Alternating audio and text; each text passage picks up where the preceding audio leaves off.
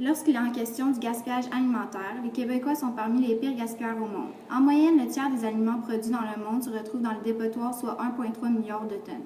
Alors qu'on jette des tonnes de nourriture, des millions d'êtres humains n'ont pas à manger. Évidemment, ces actions ont des conséquences. Il peut paraître absurde que le gaspillage alimentaire ait des conséquences environnementales.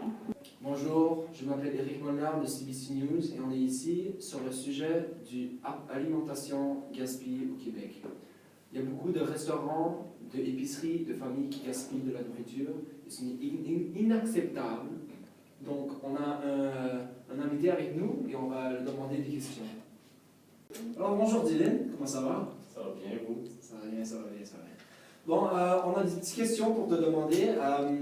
Alors on va commencer par, comme employeur, est-ce que tu as le droit de manger une nourriture qui va être gaspillée?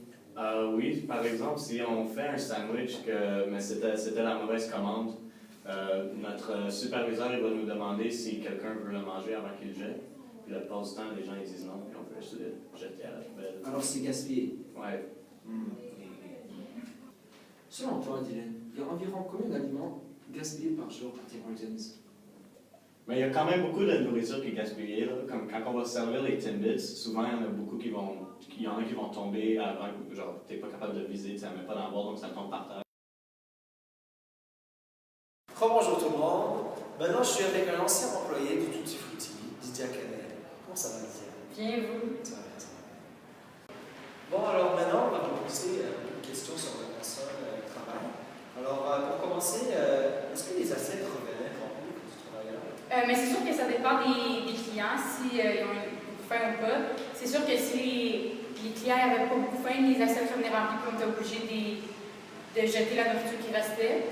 Si en même temps il restait des fruits ou des patates, on ne pouvait pas les mettre dans l'assiette de quelqu'un d'autre pour une question d'hygiène.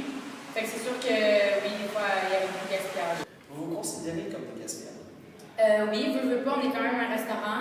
Puis dans les restaurants, c'est sûr qu'il y a du gaspillage.